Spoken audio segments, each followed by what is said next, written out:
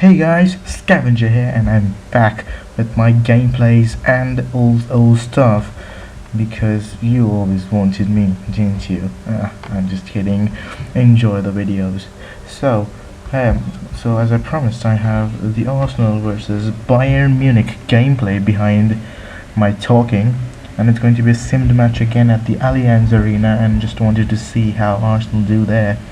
But let me just warn you, you're gonna be shocked seeing the result because no one is going to expect the result at all.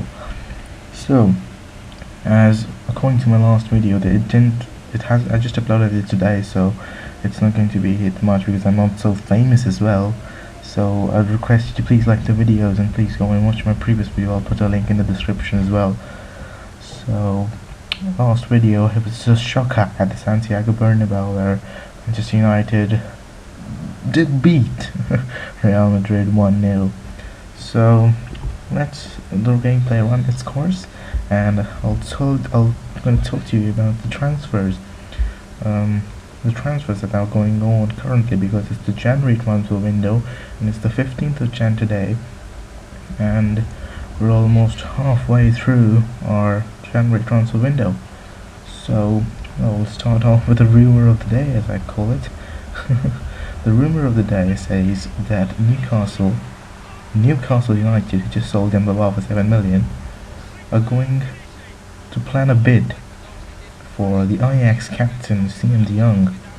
Yes, CM de Jong, the man who hammered Manchester City in their Champions League fixture. Well, speaking of Champions League and speaking of Manchester City, I'm a big fan of Manchester City, not because they won the title, just because Mark Hughes left. I'm really glad at the time that Mark Hughes left. I was a big fan of Manchester City when Roberto Mancini came in and took over. And what a takeover that was. Amazing, absolutely amazing.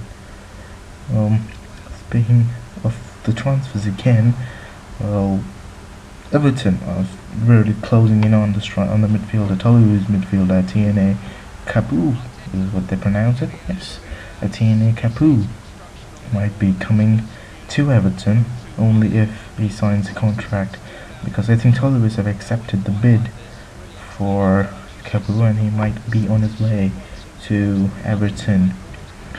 Well, speaking of Everton, I think Marouane Fellaini is out from Everton because that's why to fill that gap they have brought in Etienne Capoue, and yeah, that's pretty much. They have Fellaini might be going up for around 27 million. I think it's 27 million or 22 million. I'm not sure, but I think it's 22 million. Let's start off with Arsenal. Arsenal's deals have not been so much good, but they are interested in Mohamed Tiami from West Ham, who scored brilliant goal for West Ham and saved West Ham from the matches that were impossible to win, absolutely, should I say that. And from Arsenal, Marouane Chamakh and Johan Yuru have gone out for loan to West Ham and Hanover respectively. And then Chelsea has just brought in Dembaba from Newcastle, and Sturridge has been going out to Liverpool, so he's also a done deal.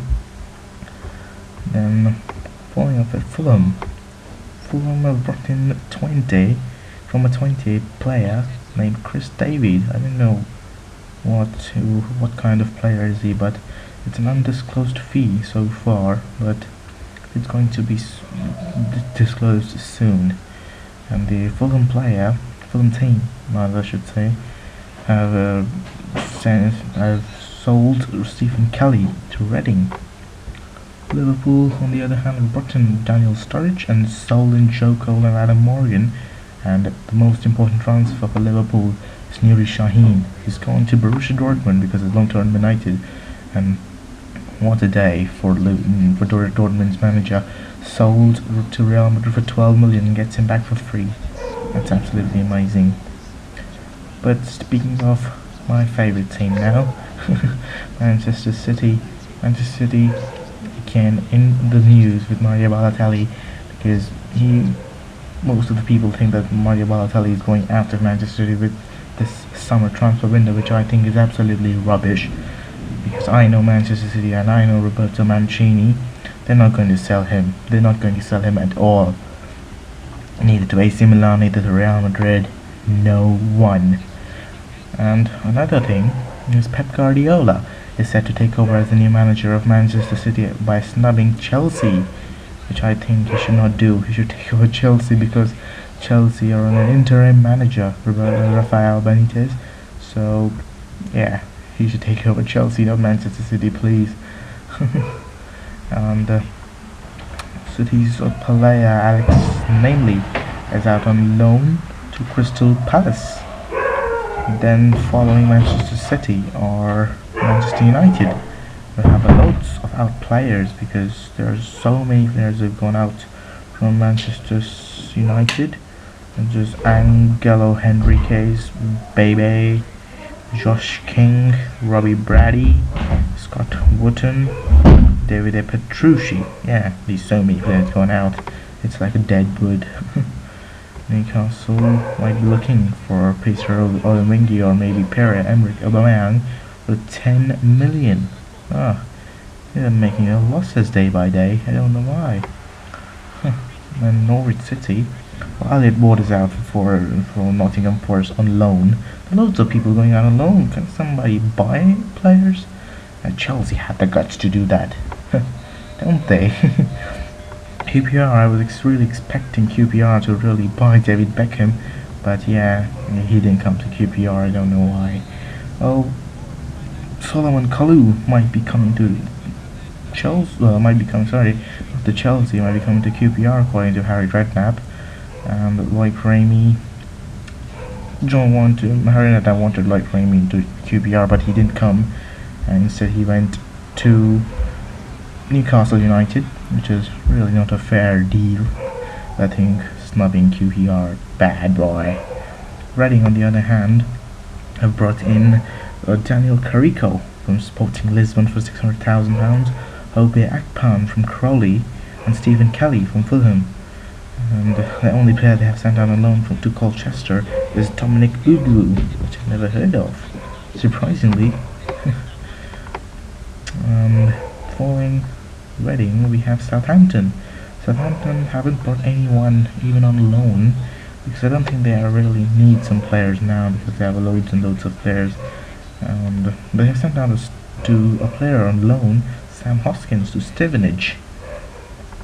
Then following Stoke City. Stoke City also haven't bought someone yet. I really hope they do buy someone because the team is really getting so weak. Following with the players that have gone out of Stoke City are Danny Higginbottom and Michael Tong, one on loan and the other on a permanent transfer. And following Sunderland, well, Sunderland's have an interesting transfer news because Musa Sissoko is linked to Sunderland and only for 2.5 million. Can you believe that? Just 2.5 million for such a great defender who really plays on both directions. So he defends pretty well and he attacks pretty well. He's a great player, and I'd be really disappointed if he comes to Sunderland because I really don't want him to leave Paris Saint-Germain because PSG is like the best team in France. So I don't know why I don't know what's going on in his mind, but I really hope he doesn't come to Sunderland. Following Swansea City, well, Swansea might be looking for Roland Lamar, and I think they've already signed it, even if I'm not wrong, because I really heard news recently that they have already signed him. Yeah, that's it for Swansea City because they haven't much of transfer news. Well, Tottenham Hotspur signing so many players in the summer. I was really shocked that the AVB could do that. They have signed Lewis Holtby from Schalke. Can you believe it? Schalke, Lewis Holtby to Tottenham. Oh my goodness.